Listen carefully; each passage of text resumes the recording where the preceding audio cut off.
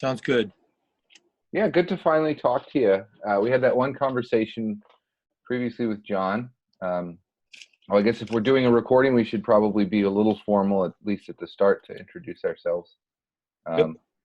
Joe Mauriello from Seattle here, interested in games, game design, product design, UX design, platform design, making the future. Also interested in permaculture, alternate histories, alternative futures, and premise design. Premise? Yeah, premise design. That's a new one I've added to the list. Excellent. John and I were in a thread in the conversation community, and we were just going back and forth about, me and this other gentleman were going back and forth about China, because China is, and he was talking about specifically genetic modification and of humans, and how China and biological sort of manipulation through scientific means. And he was sort of talking about how China is going to win the future, because they're pursuing that. And so John was saying that they will win unless we can come up with a better premise. And then we started riffing on premise design. So I thought that was interesting because, technology is one. I mean, winning is a weird concept for sure. But then premise design, technology can take you some way in that direction towards winning, but it sort of depends on the game that you're playing, what technology is going to be the thing that wins it, so to speak. So the idea is to sort of, if China's there shaping their narrative, shaping the narrative and shaping the premise for what it means to win, then of course they're going to win no matter what the technology is. They have the power and the size and the people and the control to do it. But we also have means to do it if we can sort of come up with a better story. Because China's a concept, but we're a bunch of folks, so I think we got the advantage.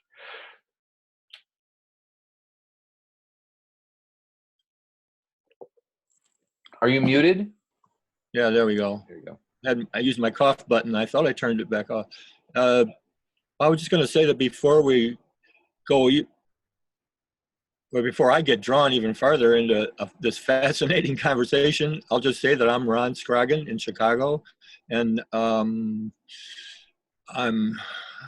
in a nutshell, I'm really interested and active in connections among people, especially on the people side of it. And I'm a guitar player and guitar teacher, and a lot of what I'm doing now grew out of experiments with immersive learning and shared environments as an extension of guitar teaching. And eventually it got to the point where many aspects of it, you don't even really need the guitar anymore. It applies to everything, really. And that's why I'm here. And there's a much longer story to it. I'm not going to go into all of it, but some of it, a lot of my experience has been offline with people, face-to-face, students and collaborators in music and the arts. And but I've found in the past, 5 or so years, especially after getting involved in the conversation community, that a lot of it does translate into digital space. Yeah, I'm very. Oh, I didn't want to cut you off. No, that's good. Go ahead if you got something. Let me hear it.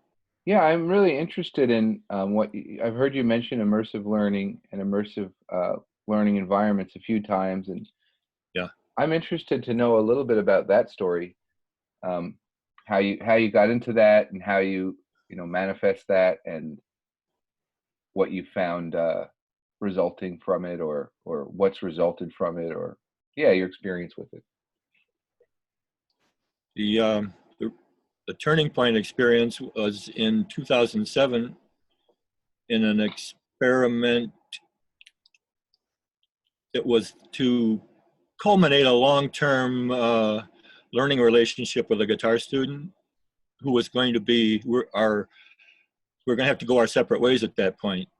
Just so we, as a in the interest of culminating all this experience, we sort of threw together this experiment just on the fly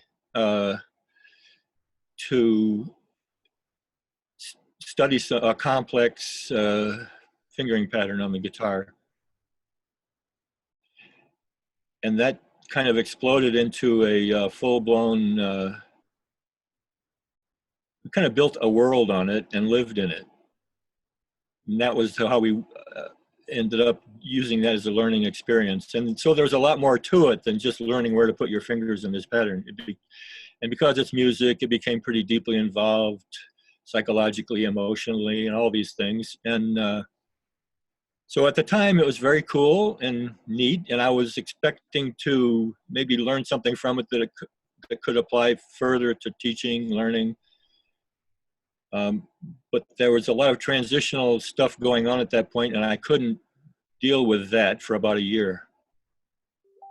So I revisited it in a year, and at that, suddenly, I looked at some of the artifacts of the experiment. You know, some of it was on paper, so to speak, or images and stuff, and some of it was musical. And I just sat down and sort of looked at the materials and played a couple notes on the guitar that were related to what we did, and everything just unfolded in my mind and feelings, and I was shocked. It was like opening of a vial of some highly potent aroma, and I instantly knew that something had happened, and then it was real deep. And that's a pretty good nutshell. That after that, I kind of tried to use this approach then in teaching and just in my life in general. Yeah. And one of the key things, maybe the key thing that I realized was that it just could not have happened with me alone. There's no way to do it with one person. Yeah. It takes at least 2 people or 1,000 people or whatever, but that's really the key. You will not work alone. So I kept on with this, and there's plenty more detail to it that I needn't go into, but because that's the key. Everything else comes from that, really. And so now and since then, it's just become part of me, what I do in my life, and except I can't do it alone. And then also I wanted to learn more about what happened. And so I eventually met a lot of people, and many more of them online eventually, who are very knowledgeable about cognition and emotion and all kinds of things that flow from this. And one of the things that happened was that I got involved in the conversation community, which at that time was on Google Plus only, and met some people. And in that environment, found out that some of this works maybe in a little bit different way, but it works online too. Because if you can just get to the people part, it works. Yeah. And so there was another kind of a turning point, but still along the same path that happened then in digital space. And that was in the conversation community. And a key part of that evolved into what ended up being called the knowledge expeditions, which kind of codified some of this, what we're talking about here. And it couldn't have been done without some of the other people. Maybe I'm not going to go into the, I guess at this point, about who's who and who did what, and I guess, right? but Sure. we might Well, be I doing have that. a little experience with the knowledge expeditions Yes, through John and Yorkham, and exactly. I know that they were both instrumental in bringing it together, and that you Yep, were too. yep. And okay, so I was asking about immersive learning and immersive environments because of my background, and well, I also sort of noticed this thing that you're talking about, this field that's created between people, um, where you're sharing sort of an imagination space. It's just Yep. a sort of weird term for it.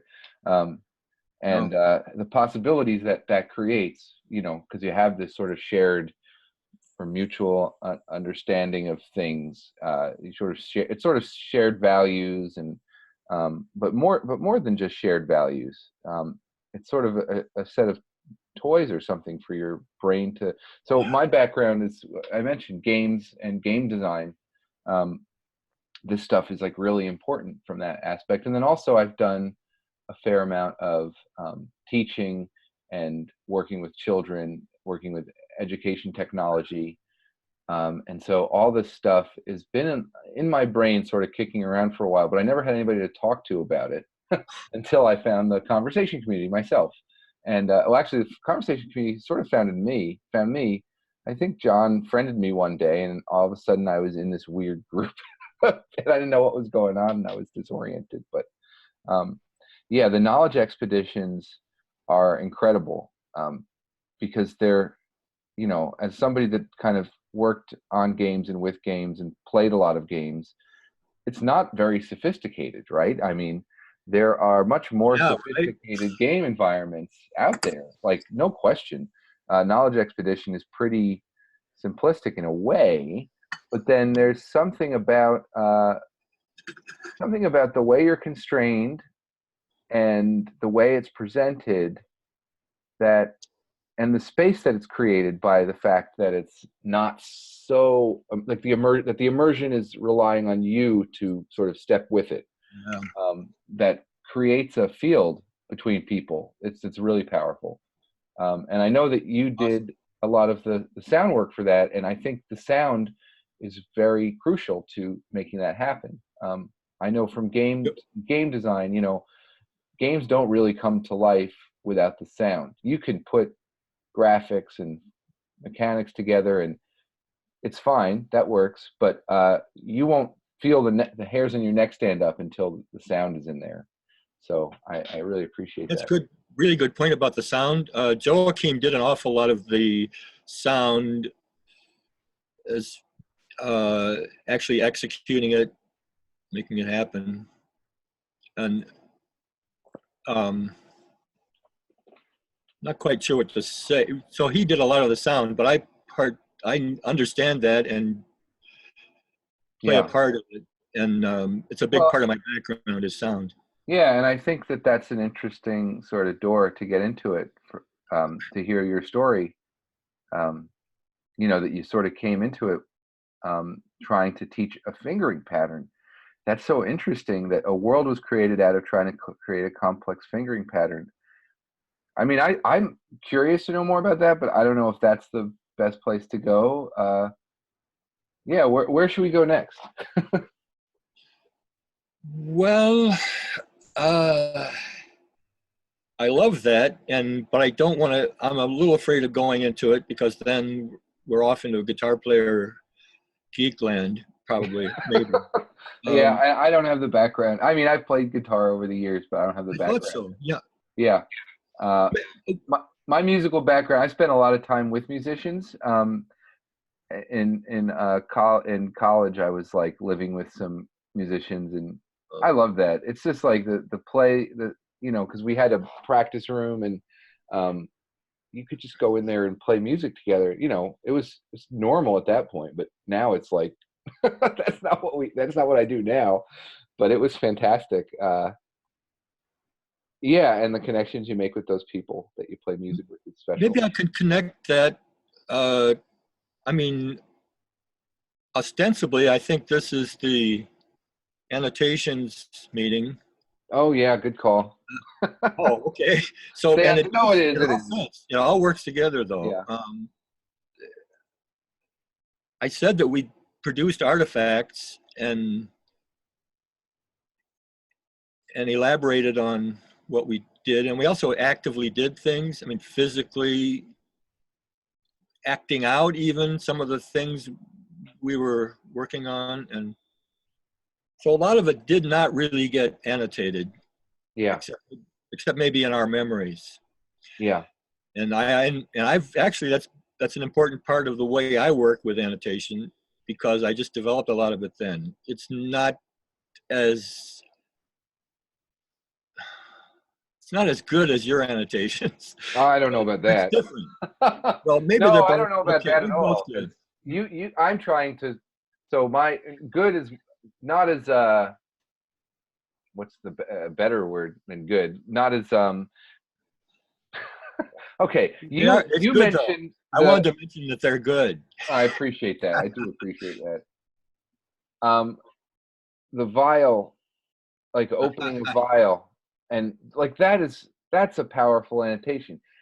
The Yep. fact that it's a simple thing and it can unfold into a complex thing is sort of, I'm sort of struggling with like, what are these, and like what's the format, or what's an effective format, because this is new stuff for me, the way we're sort of working collaboratively in these different breakout rooms. And it's really, I mean, it's sort of like a little bit of a conference, but it's like this sort of ongoing, no walled, boundaryless conference. So I'm really enjoying it, but it's like, yeah, how do we weave between these things effectively?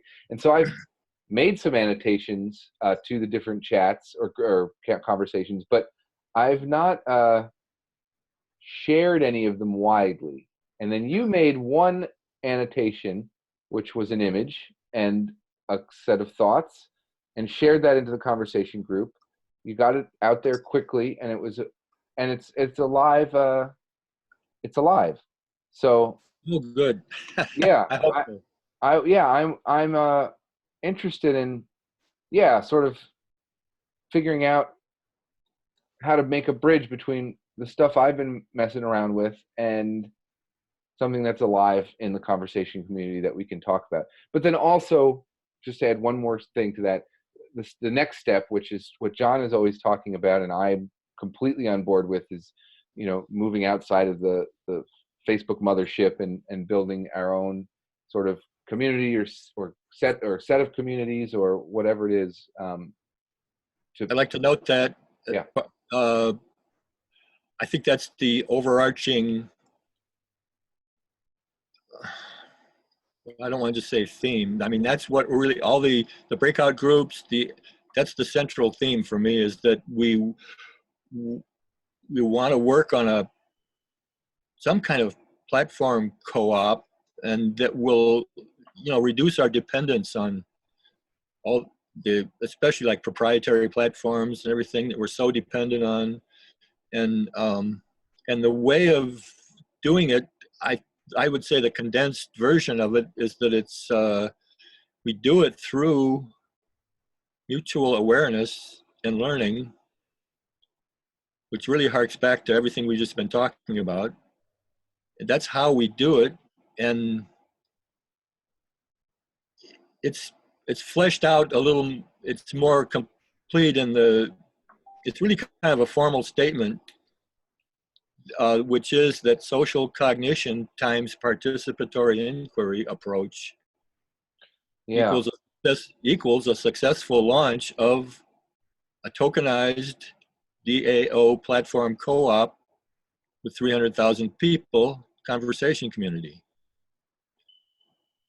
We could unpack some of that, but the condensed version is it's just mutual awareness and learning. I mean, as far as to how we accomplish it. And what we're trying to accomplish is this co-op platform. And that's the most basic way I can break it down. And that's kind of the guiding light I would say that that I organize all my thinking around for all the breakout groups and everything. Yeah, that's great. Good. The social cognition and participatory inquiry. I mean, I was puzzling over that a little bit this morning. I mean, it's Yeah, I was puzzling it over a little bit this morning because I'm thinking, can social cognition happen without participatory inquiry? And so can you multiply them if they're dependent? But then thinking about it, it sure can. Yeah, of course it can happen in sort of an unconscious way, where the people are just bits and information's moving through them, and you, as John likes to say, you elected orange zombie clown with nuclear launch codes. That's a form of social cognition in a way, right? It's like information spread through, people react emotionally, whatever, or logically, emotionally, and stuff happens. That's sort of maybe social cognition. I guess I'm grasping at a definition, or searching for a definition. Participatory inquiry, I have a pretty good feel for, thanks to John's post on participatory inquiries, and that was something that I was a little puzzled over for a while, and now that I understand it, I don't know how I puzzled over it, but it's sort of straightforward, participatory inquiry. But anyway, I'd like to hear what you think about social cognition, your thoughts on it, and maybe participatory inquiry, and then their intersects. I'm interested to know what you think of that. The social cognition part reminds me of another important point.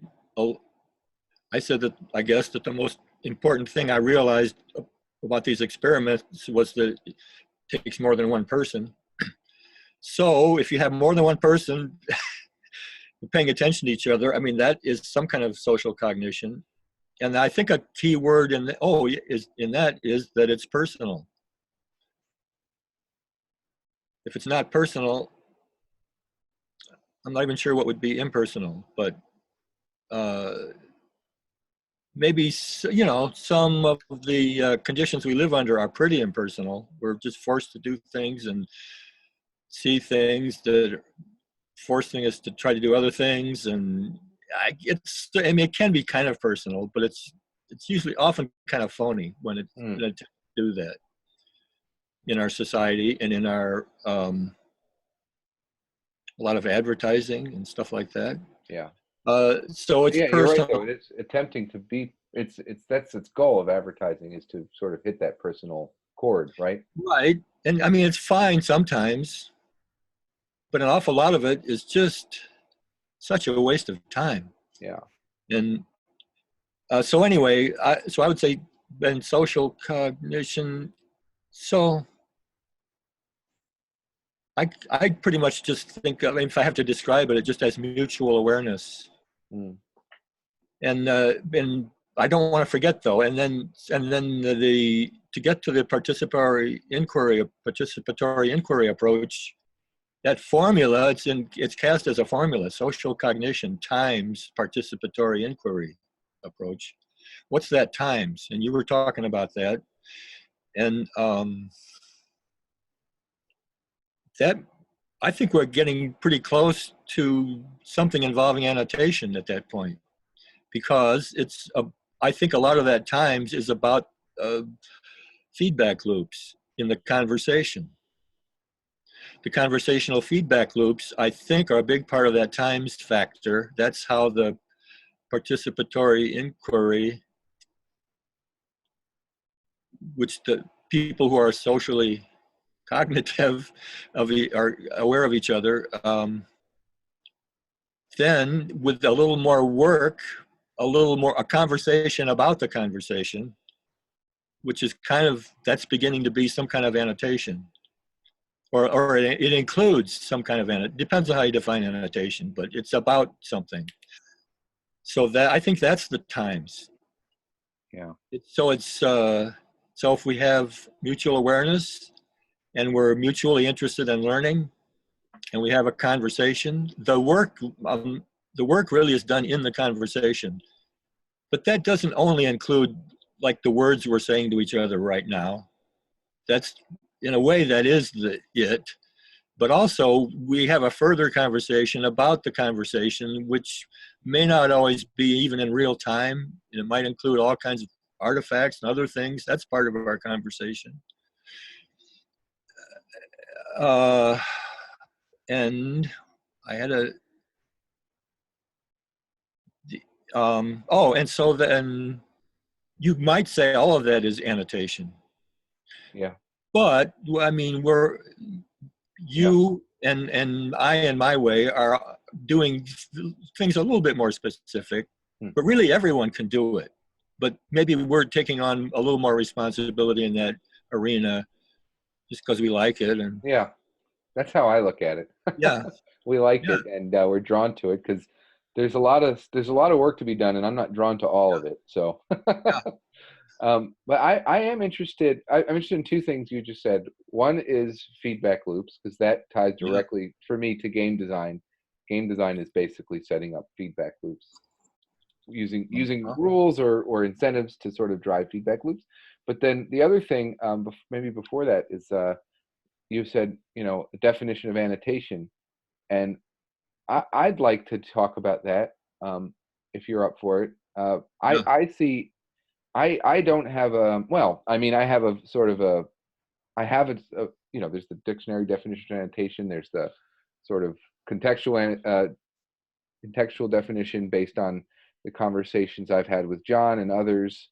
Um, yeah. So as I see annotation, um, it's a way of sort of bridge sort of, between the state I'm in now and the state I am in now and the state that, this thing or the context of this thing, um, that I'm interacting with. Getting a bridge between those two. That's sort of a very hand wavy definition, but that's where I'm at. That's how The I state see I'm in now. whatever Right. my context now. So Yeah, I and bridging into the wanted to, context of the yes, thing. I just I wanted mean, to make sure I understood that side of the bridge, the state I'm in now. yeah. So okay, where state is I'm a no, I pretty I much get it. You don't have to heavily define it. I just wasn't okay. wanted to make sure I understood the concept. But go ahead and say more about it or anything. Yeah. So I mean, as far as state I'm in now, state is a strange sort of word. We use it in computer science. We use it in politics and, uh, Quantum mechanics. quantum mechanics. Yeah. And I feel like I'm glad you picked it out because I often sort of think of it as sort of a misnomer that, Uh-huh. there isn't really a state. It's a constant transition. So Yep. maybe a better way to put it is the context I have now and the context that's held within the artifact that we're looking at. That's what the annotation is meant to. That's That what I brings see that in brings up an important point that we already touched on was that and I think the annotation we're trying to do is part of something and it's about something which is constantly changing. yeah, It's not as easy as that's interesting. what some college course about annotation might tell you. Yeah. Or maybe it's not so hard either. But I mean, we're just Well, human beings in you flux know. and we just do our thing. So actually, I shouldn't make such a hard thing out of it. But we seem to make a hard thing out of it. Well, I appreciate what you just said there without Oh, getting too far into the abstract, but it's like we're saying, it's dangerous to think in non-changing terms, and we collectively human beings, at least in the society I live in, do it quite a bit. It seems to be the default mode of operation, but that's not the default mode of operation in the world around or the reality. So I think it's worth calling out. that yeah. yeah No, I mean, it's not, we do it. And we have to do it. I mean, yeah we have to write books and do whatever the mode may be in our era. And before the printing press, that wasn't happening so much, for example. But there was other kinds of things that last for a while. mm, And so even in the flux of change, I mean, there's some forms that last a long time.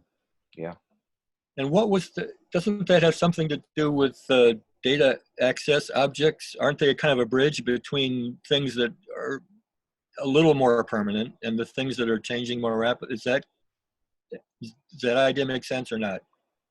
just say that little handle again. Data, what was it? Oh, data access objects, which is the DAO in that formal statement. As part of the platform co-op, it's besides. Oh my goodness. Okay. Oh, what? Because What happened? is that? Hold on a second. Go ahead. DAO. Yeah, DAO. Because I was thinking distributed autonomous organization. There's two Oh DAOs. darn! I forgot about that. That's right. Good point, though. That's interesting. Okay. That's Yeah. interesting. There's I mean, both apply. Yeah. Huh. Okay. We'll have to talk more amongst ourselves and with John about that. Yeah. About Yeah. what we're talking about. They Yeah. I'll do have both to. apply. Yeah, they do. That's fascinating. That's Cool. awesome. It is. It's. I love that.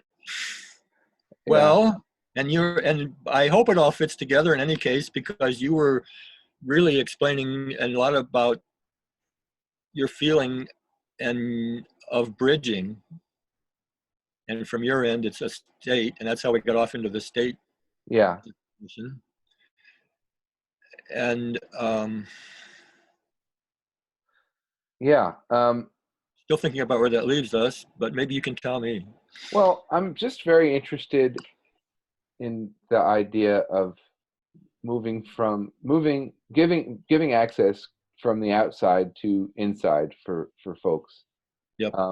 And what is that? What am I talking about? Inside, outside? I mean, some kind of permeable boundary, because I feel like a lot of stuff that we deal with is a lack of a lot of the problems that we're currently facing in as a collective collective humanity, is the fact that it's not easy to move from, you and I are having this conversation, and at some point in time in the past, if we were having this conversation, we wouldn't ever be able to relay it to anybody else. It's just us two here, right? So in a way, we are creating a sort of state between us. And then if you multiply that enough, you end up with a group of people who sort of, there's a boundary between this group, and people that are not in that group. And then you start to have the idea of the other, and us and them. And recent technology has sort of broken a lot of that down and allowed for more cross-pollination and cross-interaction between these what previously would have been insular groups. But I'm interested in building, like I said, bridges or roads or highways, or between outside and inside of groups, and giving people tools to be able to do that. Because I feel like once those boundaries are broken, you're just going to have more. When ideas aren't well formed, I can ramble about things, and Oh no, that was great so far. I'm definitely can be much worse than that. Okay, cool. Yeah, so I guess maybe I'm saying I wasn't completely sure where I could bring that thought, but basically, yeah. Tools. One thing you mentioned is tools. Yeah. And they're, I'm not necessarily the best to talk about all the tools, at least in this context. Yeah. Well, I mean, even go ahead. Even with inside outside of me, like John talks about me, we. I have idea, like just now I'm trying to share a feeling I have. Some people like to say we think in words, and I don't think in words. Maybe I envy the folks that do, but getting what's inside of me out so that you can understand what I'm saying also is a challenge, is a thing that tools can help with. And you, just to go back to some of the things you were talking about with the music, and how you made that bridge with music and other artifacts in that immersive learning environment. Yeah, it's not all just going to be words, and it's not all just going to, like, words are just one tool, but it's all a challenge to get from where I am inside of me to have you understand at least somewhat, so that we can have an exchange about it and learn together through it. That's so great, and I maybe I should hesitate to say I know exactly what you mean. Right. I will hesitate, but it sure is resonates with me, and it's a big part of the experiences I had and have, and also the things I've learned about the experiences. Yeah. And my current working understanding about it is that emotion is the leading edge of thought, Mm-hmm. and it's really one process. There might be some slightly, I mean, I think it's literally the leading edge of thought neurologically. Yeah, I think so too. And it might be on the level of microseconds, but I think the emotion actually comes first, and that's in almost any thought. And it's all the thought, or the emotion, really. Yeah. But I know you can break it out and look at it analytically as emotion and as logic, and that is useful. But that's beginning to be along the lines we were talking about, of these artifacts we create to kind of hang on to things for a while and separate them out and study them. Yeah. And that's good. That's important. But if you never put it back into context, it's not so good. And then what you have is a medieval society that persists till this day. Yeah. Right. It's too permanent. I mean, come on. Yeah. Yeah. No, that's a good point. As far as the medieval society that's still existing today, it's true. You started off on me by talking about being able to express feelings, and so that's what touched. That's I understand. I would say that I do understand that. I can't fully put myself in your place, but I Right. feel I can pretend I'm in your place, and certainly almost everyone has experienced that kind of feeling. Yeah. No, I appreciate exactly what you're saying. Yeah, it's Yeah. yeah, making that connection between us and between, yeah, from what I'm feeling, and it's like a field. I love that word.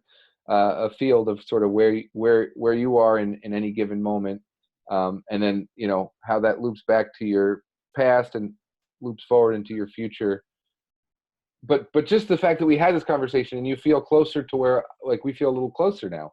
So Yeah. that's how this group thing happens. Is so now we have an edge, so to speak. But then inviting other folks in, and we have, the beauty is that with digital you can make these artifacts and make them really easily accessible. So we are making an artifact now, and Yeah.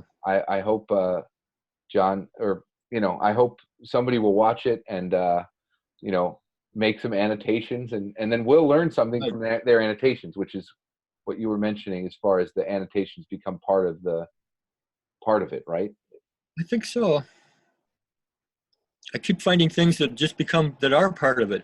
And as soon as you separate something out, I feel like I'm kind of doing that to hold it up and study it. And, it's like pulling the heart up a little bit out of the chest to study Hmm. it if I'm the surgeon. Yeah. But I got to put the heart back in there eventually. Yeah. But anyway, what was my point, though? Yeah, So, can you tell me more? You sparked something when you were talking, and I went to try and look something up, and I didn't hear every word you said. So I'm interested in that putting back into context part. That's something I missed. just the idea that we make artifacts or do things that are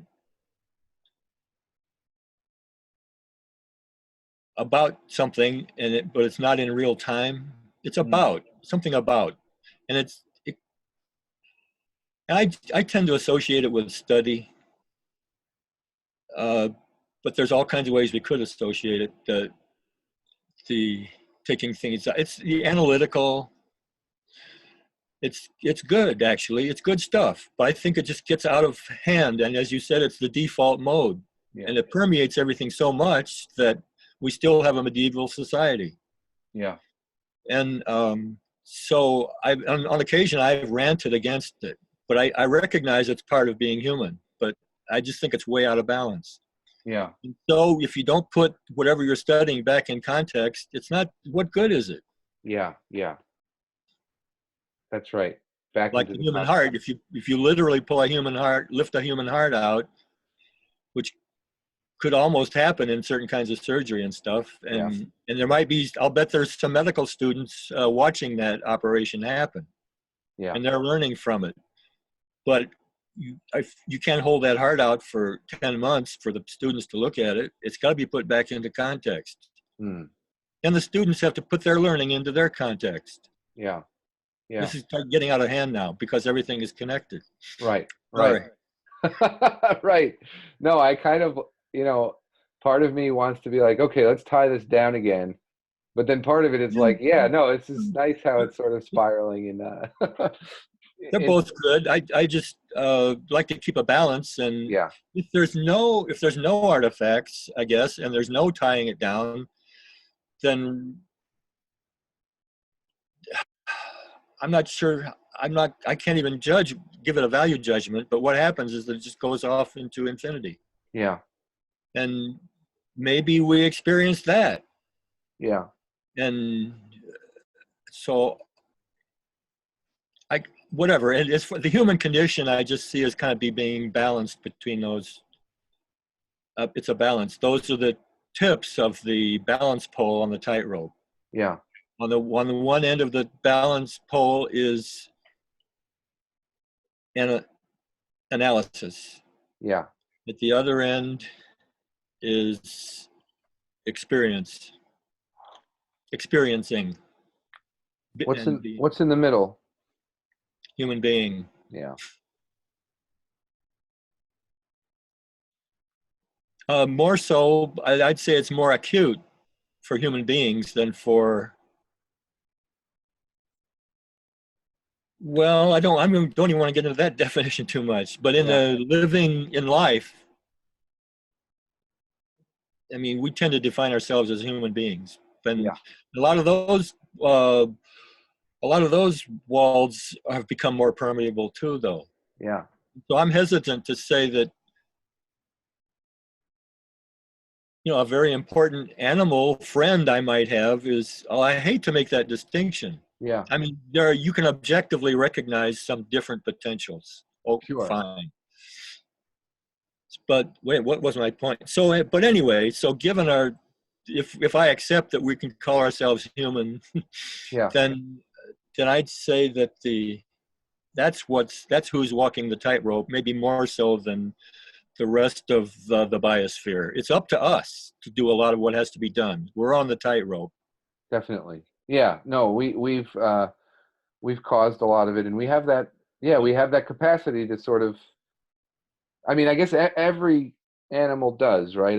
In some respect, like kudzu, the kudzu plant all over the Northeast. This plant is sort of an invasive species. It was brought in and just sort of spread like crazy. Now, kudzu is also an edible plant and has different medicinal value. It's like, so yeah, but we can recognize that and then start eating it or something. I don't know, feeding it to goats or something. But yeah, so you're bringing it somewhat back to a little bit more to reality than the kind of abstract notion of the balancing. Yeah. Artist. But I think that's and I think that's also a knowledge thing, right? It's like, how many people know that kudzu is an edible plant? I don't know. I know that because I'm interested in that sort of thing, but I hardly knew it. The strings of vaguely rings a bell. I think I might have heard that, but I've never thought about it in the last several years. We haven't thought about it, and nobody's made an annotation of recipes for kudzu, right?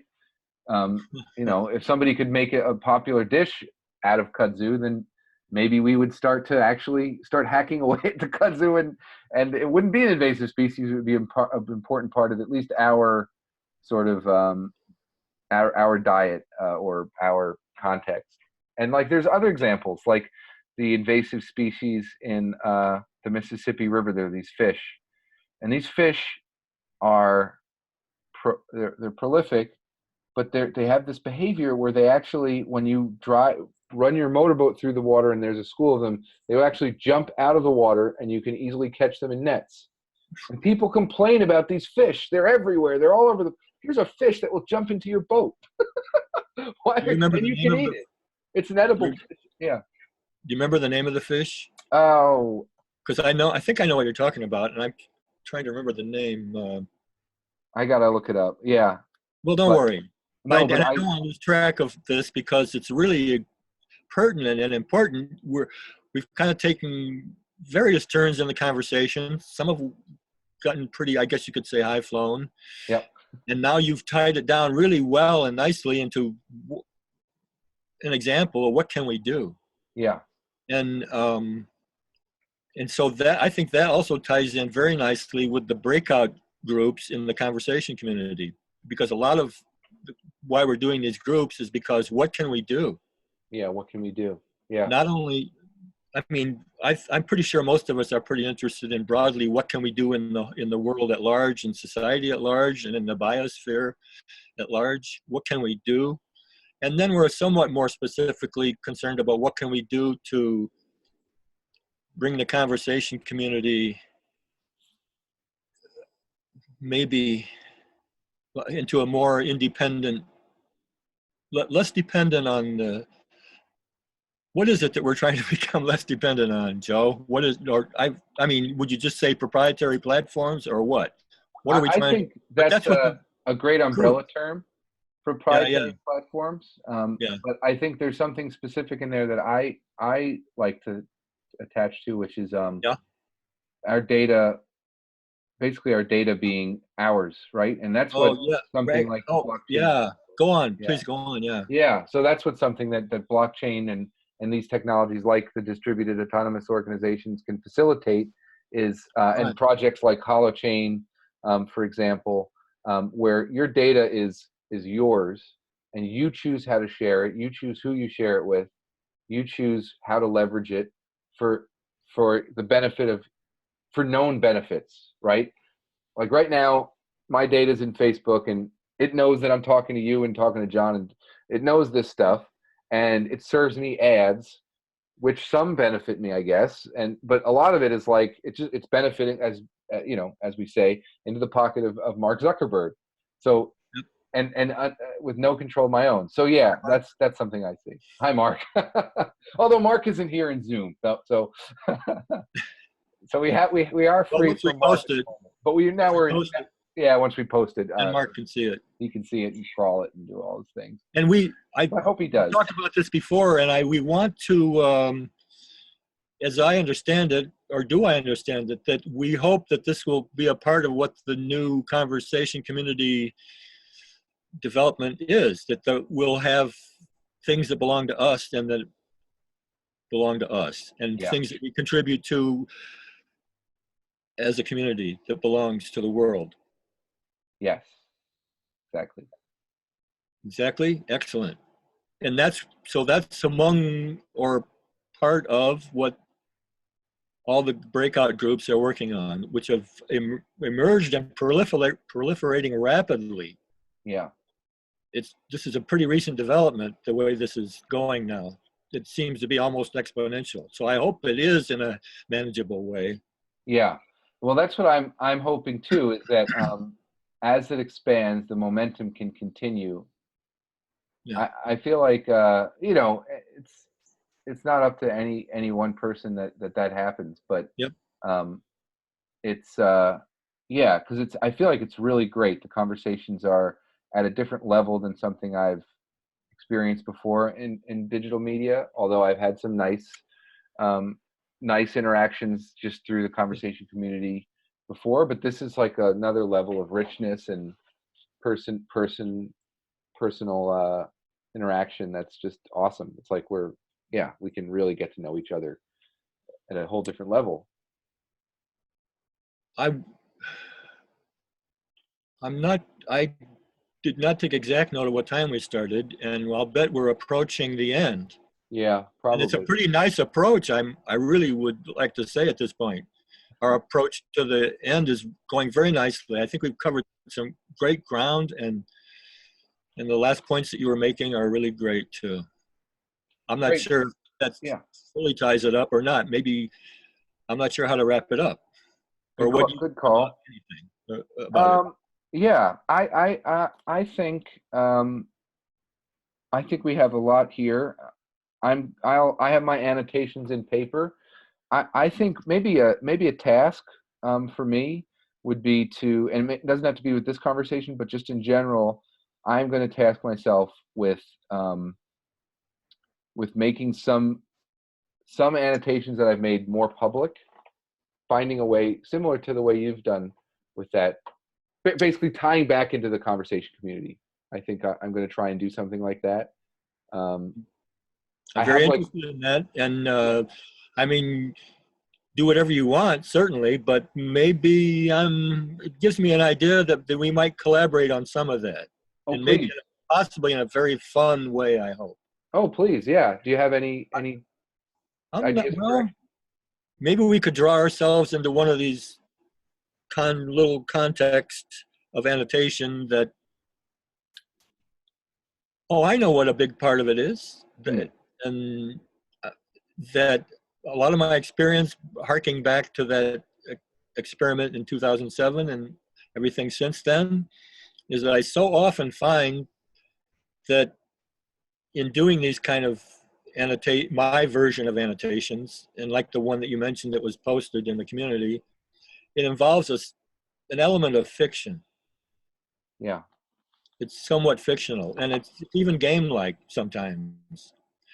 And it involves it. It can get pretty elaborate. It involves a story. You can see a lot of things like that happening in the knowledge expeditions, and just in our. And so I'm not exactly sure, but we'll have to talk about it some more and see if we can come up with some. And you're a writer, and Yeah. some of it could be about writing, and it's as if we invent a story and we're the authors of it, and we're living it as it happens. And it can spin off artifacts like that post that I posted. And it involved a kind of fictionalized version of what we're doing in the knowledge kitchen. For one thing, it showed a picture of a real kitchen and a goofy version of us in the kitchen. Yeah. That didn't physically happen, Nope. but it No, happened but in my memory. Now it's part of my memory, and it's part of yeah, how I tie that all together. it So was maybe sort of we like can that. collaborate on things like that, on story development, or perhaps that's pertinent, or whatever. It could be No, whatever. I love this. Okay. All right, cool. So yeah, and we can bring it back into into our annotation chat. And this has been really great conversation, Ron. Thanks for Yeah, taking the Joe. time. Beautiful. And I will figure. I don't know how this works, this recording, but I guess I'll stop now. Thanks, guys, for watching.